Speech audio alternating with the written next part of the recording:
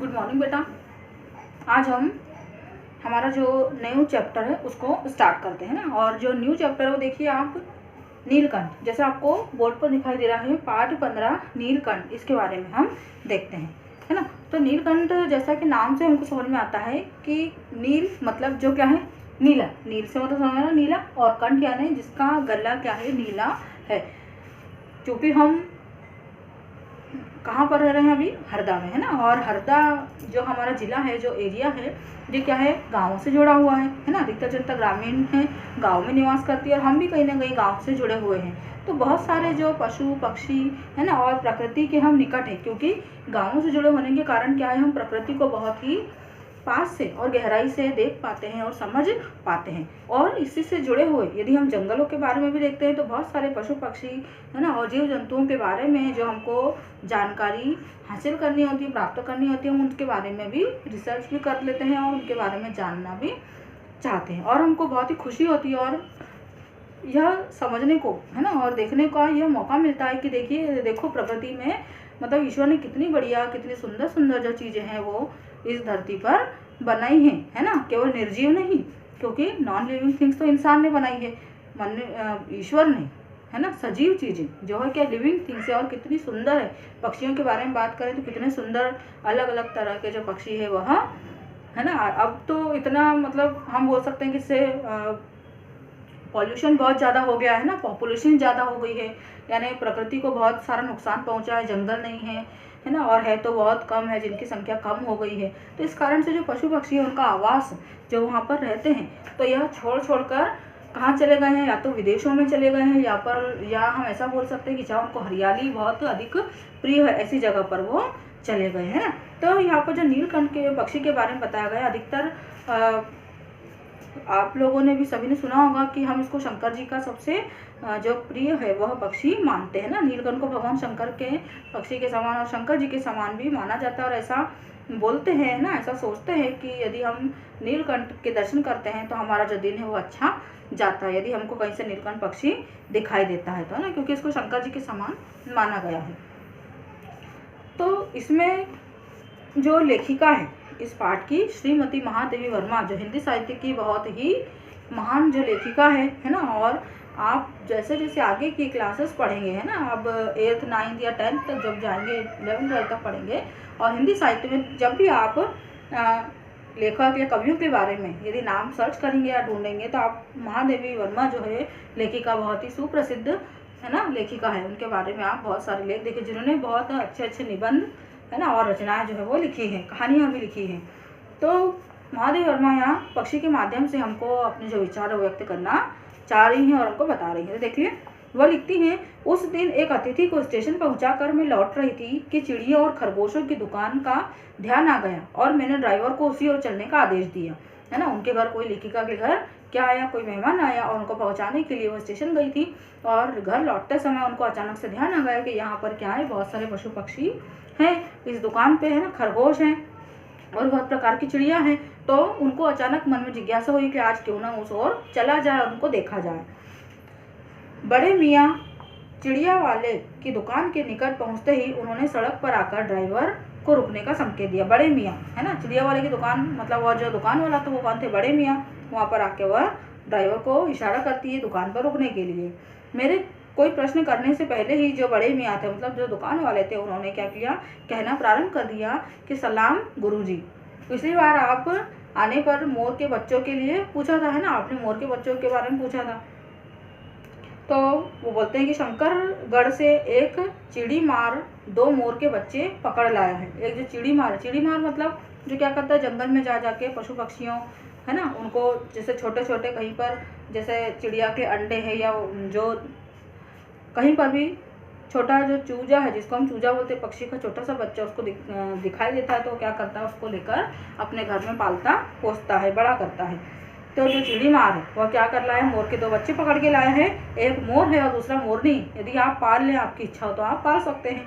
मोर के पंजों से दवा बनती है, सो ऐसे ही लोग खरीदने आए थे, है ना, क्योंकि बहुत सारे पशु पक्षी क्या होते हैं, दवाई के रूप में उनकी कुछ ना कुछ जो चीज़ें हैं काम में आती है, और यह हम सभी जानते हैं। तो कुछ जो जानकार लोग होते हैं, जिनको बहुत चीज़ें पता होती है, तो उसी प्रकार जो चिड़िया वाले के पास है ना, बड़े मियाँ के पास इसी प्रकार से लोग आते थे ना, किसी भी पशु पक्षी जैसे उनको आवश्यकता होती थी, क्योंकि उनके पंजों से क्या बनती थी, दवाई बनती थी।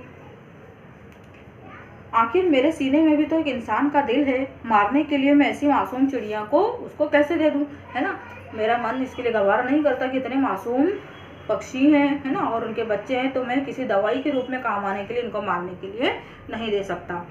टालने के लिए मैंने कह दिया कि गुरुजी ने मंगवाए हैं, है ना, और किसी के लिए देने के लिए रखे हैं। वैसे यह कमबख्त रोजगार ही खराब है, बस पकड़ो पकड़ो मारो मारो। मतलब जो रोजगार है, मतलब कई लोग ऐसा जो धंधा करते हैं, कई लोग इस प्रकार का काम करते हैं, पशु पक्षियों को पकड़ कर लाते हैं, है ना, उनको मारते हैं तब जाके, और उनके जो अलग अलग अंग है या पूंछ है या पंख है, जो प्रकार से और जिस दवाई बनती है उसका वो क्या करते हैं, दवाई निकाल के उसका प्रयोग करते हैं और बहुत महंगी कीमतों पर बेचते हैं। तो बड़े मियाँ यही बोल रहे हैं कि जो धंधा है, यह है रोजगार है, यही बहुत खराब चीज़ है कि इसमें निर्दोष जो पक्षियों के बच्चे हैं या पशुओं के बच्चे, उनको मारना पड़ता है। बड़े मियाँ के भाषण की तूफान मेल के लिए कोई निश्चित स्टेशन नहीं है, है ना। वह जो लेखिका है वह क्या कर रही है, हंसती है, वो बोलती है कि बड़े मियाँ के भाषण जो बोलते हैं तो बोलना जो चालू करते हैं तो कहीं पर भी आराम नहीं रहते, और ट्रेन एक जगह स्टेशन पर रुक जाती है, लेकिन बड़े मियाँ की जो गाड़ी है बोलने की वो चलती चली जाए तो चलती ही रहती है। सुनने वाला थक कर जहाँ रोक दे वही स्टेशन मान लिया जाता है ना। जैसे वो लेखिका भी क्या हो गई थी, थक गई थी। इस तथ्य से परिचित होने के कारण मैंने उन्हें बीच में ही रोककर पूछ दिया कि मोर के बच्चे हैं कहाँ, क्योंकि महादेवी वर्मा भी जो बड़े मियाँ की बातें सुनकर क्या हो गई थी, अब थक गई थी, बोर हो गई थी, तो उन्होंने उनकी बात को बीच में रुक के मोर के बच्चों के बारे में पूछ ही लिया। बड़े मियाँ के हाथ का संकेत का अनुसरण करते हुए मेरी दृष्टि एक तार के छोटे से पिंजरे तक पहुंची, जहाँ पर तार के पिंजरे में क्या थे, मोर के बच्चे थे, जिसमें तीतरों के समान 2 छोटे बच्चे बैठे हुए थे।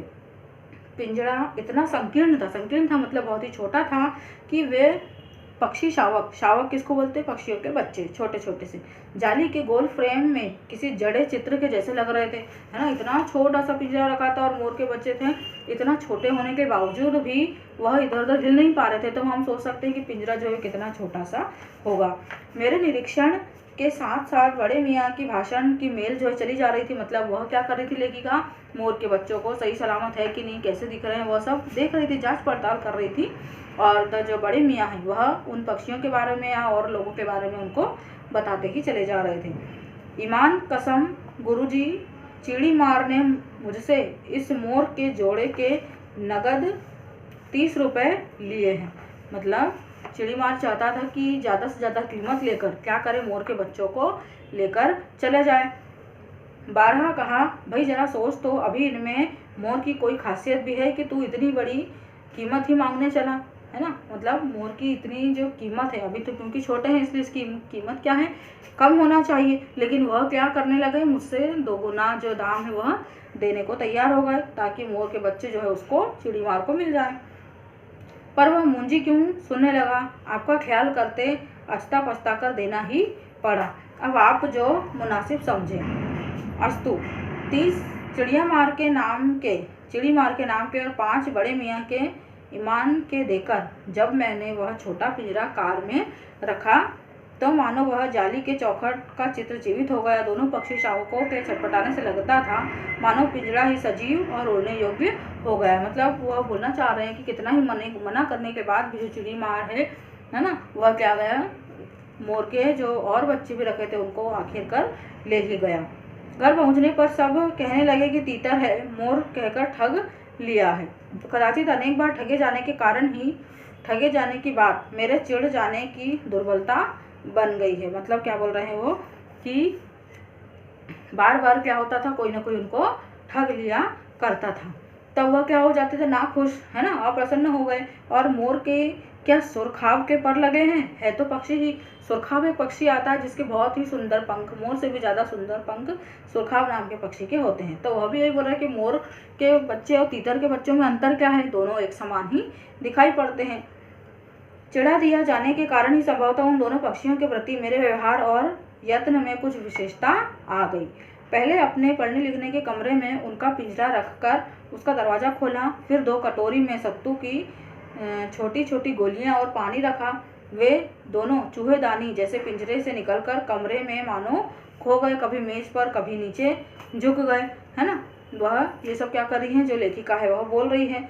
और क्योंकि क्या हो गए थे, चूजे है ना, जो पक्षी है वह क्या हो गए थे, बड़े हो गए थे। अंत में लुका छिपी से थककर उन्होंने मेरे रद्दी कागज़ों की टोकरी को अपने नए बसेरे का गौरव प्रदान किया। मतलब जो रद्दी कागज़ की टोकरी है उसमें जाकर उन्होंने क्या कर लिया, अपना नया घर बना लिया। इसी प्रकार 2-4 दिन वे दिन भर इधर उधर गुप्तवास करते, मतलब चुपचाप से जाकर रहते, और रात में गद्दी की टोकरी में जाकर प्रकट हो जाते, है ना। रद्दी की जो टोकरी थी उसमें जाकर वह अचानक से दिखने लगते। फिर आश्वस्त हो जाने पर कभी मेरी मेज़ पर आ जाते, है ना, और कभी क्या हो गए, खिड़की पर, कभी मेरे सिर पर अचानक से आ जाते उड़ते हुए, है ना। खिड़कियों में तो जाली लगी थी तो उसके बाहर तो जा नहीं सकते थे।